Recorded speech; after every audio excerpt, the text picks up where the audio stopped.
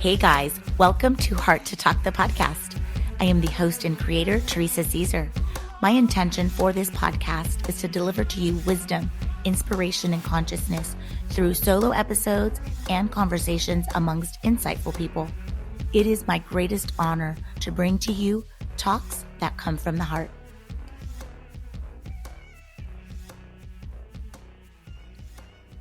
A leader is best when people barely know he exists. When his work is done, his aim fulfilled, they will say, "We did it ourselves." Lao Tzu. Do you see yourself as a leader? I believe we are all leaders in some form or practice. And I also believe that leadership is more of a state of mind rather than an actual position. Leadership has the power to influence another person's values, beliefs, and attitudes. I've learned that there are three types of leadership through Orwin Woodwork's work. There are leaders that develop a community of followers. There are leaders that develop a community of performers. And last, there are leaders that build a community of leaders. A leader that builds a community of leaders with the most positive intentions are the most powerful. In this episode, you're going to learn some incredible principles that will guide you on how to become an empowered leader so that you can empower others. And I've got the perfect guest. Here to guide us on the empowered leadership journey is my amazing guest, Jimmy D. Hart. Now, a little bit about Jimmy. Jimmy Hart is president of Global Industries, is an author, coach, mentor, speaker, and trainer devoted to building up people and working with organizations to improve how we serve and support each other. His work as an educator has provided him the opportunity to speak and train on building community, diversity, and leadership for over 25 years to thousands of college students, educators, businesses, service providers, and community leaders. He has helped so many people within his community and nation to live empowered lives through his timeless principles and leading by example. I bring to you my conversation with Jimmy D. Hart.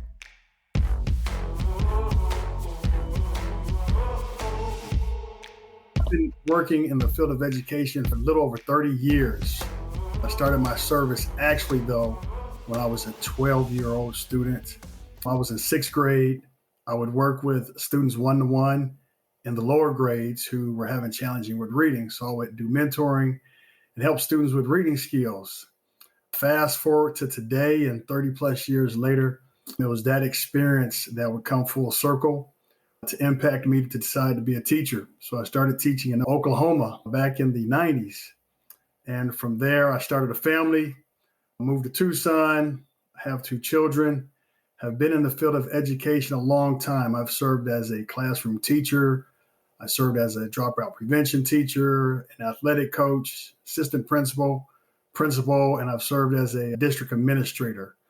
And it's all of these experiences combined that I've put together to focus on this idea of leadership.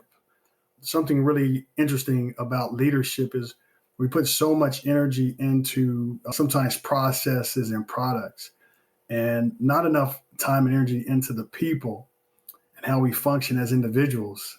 I had the opportunity to have some great mentors during my career.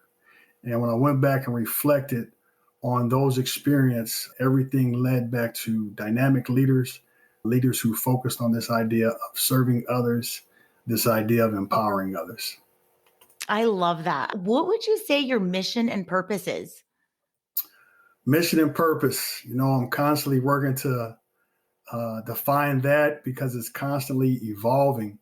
But I would say at the core of who I am, it's summed up in a phrase, this idea of being equipped to serve, empowered people, empower others. As I shared, I've spent the last 30 years serving as an educator in various roles. But the reason service is so important to me is because service also involves mentorship. Throughout my 30 years, I've had some mentors, some great individuals who have mentored me to be who I am. The leadership strategies that I apply on a daily basis, I gained from individuals who thought enough of me to share and give back. So this idea of equipped to serve, empowered people, empower others is this idea of extending the table, if you will, reaching beyond comfortable, taking the time to reach back and give back to others. So as I was mentored, I found opportunities to mentor others, whether it be to move into the field of education, become a site administrator, become a district administrator. So I think it's very important. We don't spend enough time thinking on this idea of extending the table. And when we extend the table, we're required to do something out of the ordinary. We're required to get out of our comfort zone. And so that's why I say my mission and purpose is summed up in this idea of equipped to serve, empowered people, empower others. I love this. You just launched this book this month, The 9 Leadership Habits to Empower Teams, Timeless Principles, Leading by Example. And I bought it. So everyone, the link to the book and everything will be in the show notes. But what I love about this book, Jimmy, it is digestible, easy, short read, to the point. It is just genius how you wrote this book. But most of all, when people are listening to this is a message for everyone, a book for everyone. I like what you mentioned in your book. You said, as a reminder, we are all leaders in some form or practice. Leadership is just not for those leading organizations. Leadership applies in our homes, with family and friends, and within our greater community. Leadership is service to others. So essentially, we all are leaders. Yes. After reading your book, it actually reminded me how to be a more powerful leader. So kudos to you. But that being said, do you want to tell us anything else about your book, the process, or Yes. anything you want? Yes, definitely. I appreciate that. So the book is a very short read. It's not very long and time intensive. It was designed for someone to get the book, read it quickly, and gather some strategies that they can apply on a daily basis and share with their friends, teams, and family. It's interesting. This is my very first book. And I wrote this book, for myself in terms of how I want to be a leader and how I want to lead and continue to lead. The title is 9 Leadership Habits to Empower Teams, Timeless Principles, and Leading by Example. Just this whole idea of empowering others and being empowered. The whole process of self-publishing a book for the first time, doing everything from beginning to end without using a large self-publishing company or a publisher, doing everything on my own was really exciting and empowering. So now I have a set of skills that I can share with others. But this idea of leadership habits, what is a habit? For me, I believe habits are very powerful and they can be used for a lot of good. I also believe that the more we focus on practicing and applying positive habits, I think the better our world and society will be. So I authored this book for several reasons. One, because I believe we forget about the human side of leadership too often. We forget about the heart of our work, this idea of serving others. So instead of focusing on a process or leadership product, I chose to zoom in on timeless principles that make us all better humans, better leaders. And the reason I say timeless, because these are ideas that transcend racial demographics, ethnicity, social and economic status, income, every ism, gender. And so that's why I focused on these ideas of timeless principles in terms of how we function. So the habits are to empower our teams. I'll share with you the different habits. So the first habit is we empower our teams. So how do we live, one, empowered, but then how do we be an example of what empowerment is? And then the second habit is quality time with your team. What can we do as leaders to exhibit quality time? So many times in leadership, we're moving really fast, especially if we're in the middle. We're having to implement those ideas and strategies and processes that are pushed down to us. And if we don't stop and take time to spend some form of quality time with our teams, things tend to go left, whether it be communication, each other, valuing your team, misconceptions. The third idea in the book is this idea of unselfishness towards your team. So many times it gets easy to think in terms of what we want as leaders. And I use this word leader from a holistic perspective in terms of whether you're a parent, you're leading a project, whether you're a coach at the elementary level, high school level. So this idea of being a leader is inclusive of all of us that have some sort of responsibility where we're in charge. So this idea of unselfishness, looking beyond our needs and focusing more on the team's needs. It's not about me. The next idea we talk about in the book is how do we inspire our teams? That can be a challenge. It takes work daily. especially if news is shared about a transition with your organization or there's going to be changes made to your team. So, how do you serve as an inspirer? And how do you model an example of that? So, I talk about that in the book. And then it's this idea of being positive towards your team. As a leader, at the end of the day, if we're the ones leading the organization, leading the department, leading our families, it's important that we stay positive as often as possible, not in terms of toxic positivity, but how do we have a positive attitude in how we interact, how we function. And then this idea of being people centered, putting our teams first, putting their needs before ours, almost like unselfishness, but really tapping into people and valuing people for who they are as individuals, seeing the, if you will, the human in people. And so I'll share an example of that. Let's say you're in a coffee shop and your favorite cashier messes up your coffee on that day. Do you get upset? Do you make a complaint? Or do you first see the human side of that individual and give them credit for their intent with that situation, that mistake? So putting the team first and then serving as an example for your team. I think that's the ultimate example of leadership. We can say a lot of things, we could put a lot of processes in place, but how do we serve as an example? And again, I use that word leader in terms of parenthood, whether you're working alongside workers and you're leading a project. And so the idea is to do these things to the best of our ability. It's not very easy. These are all words we all know, we hear about all the time, but just this idea of focusing and having this intention about these ideas of empowering quality time and selfishness and so on. Last thing that I talk about in the book is this idea of developing your team members. That takes time. And so in terms of also as a parent, how do we develop our children? We can't assume that they're going to understand everything that we're asking them to do. How do we spend time developing them in particular areas? Same in terms of our leadership role in our workspace. The last thing I talk about in the book that I think is probably the most important to me is this idea of kindness. I call kindness the X factor. I love that. And I'll share with you a quote my father shared with me when I was in my 20s. And it's the idea that you never lose being kind. And that's something I've lived by since then. I've never seen it fail me. Someone may get over on you, they may mistreat you, but at the end of the day, you always come out on top because one, you held your dignity, two, you took the high road, and then three, you chose to treat someone with kindness regardless of the circumstances and situation. So that's a quick overview of my book.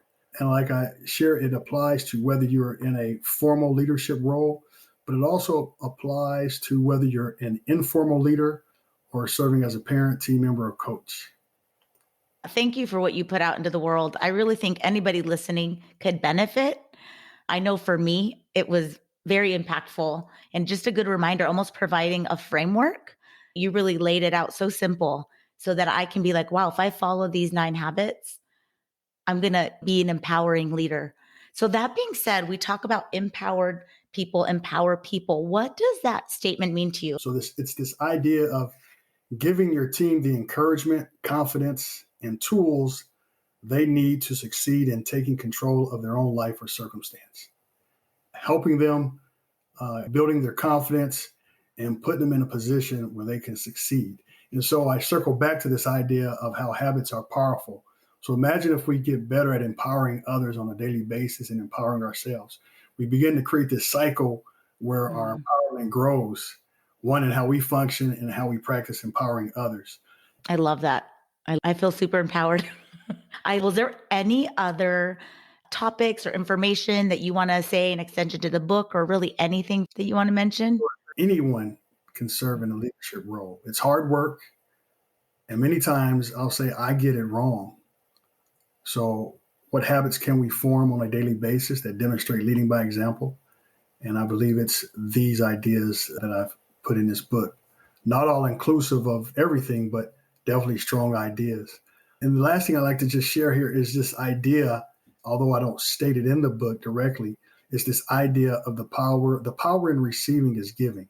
It's the idea that we give, we're also recipients and beneficiaries of our giving, whether that be a sense of fulfillment, making a positive impact, or just a sense of feeling empowered for helping someone else. The book is on Amazon. Just type in 9 Leadership Habits to Empower Your Teams. And I know you're going to post it as well. The strategies work with students, youth sports as well. When I was a classroom teacher is when I first began to apply these habits, using these habits with my students, because I believe that my students were future ambassadors of how I wanted them to shine and live in this world and society. If you'd like someone to come in and share, speak with your organization and team, please definitely reach out. My phone number, 520-247-9963. Shoot me a text if you have some interest and want to go deeper into these 9 leadership habits. All right. So I'm going to go ahead and close up the episode per tradition with these 3 ending questions that I have for you, Jimmy. The first one, what is your favorite book? So my favorite book is probably the Bible. And the reason I said it, because that's the book I read the most. I pick it up year in and year out. Learn to read more as I write, but the Bible is probably going to be what I would consider my favorite book. That's awesome. Thank you for that. And the next one, what is your favorite quote? Favorite quote, kid you not, the quote that I shared that I got from my father, because it's timely in so many situations and circumstances. And that is, you never lose being kind. We see so much negativity, in the media around us, of things playing out on social media. So it's this idea of you never lose being kind. You're going to always be a winner if you're kind. That's awesome. And I love that quote came from your father. He sounds like an amazing man.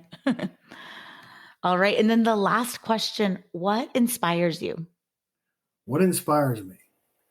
Good-hearted people who spend their days working and growing to make our world a better place, regardless of how small or how big.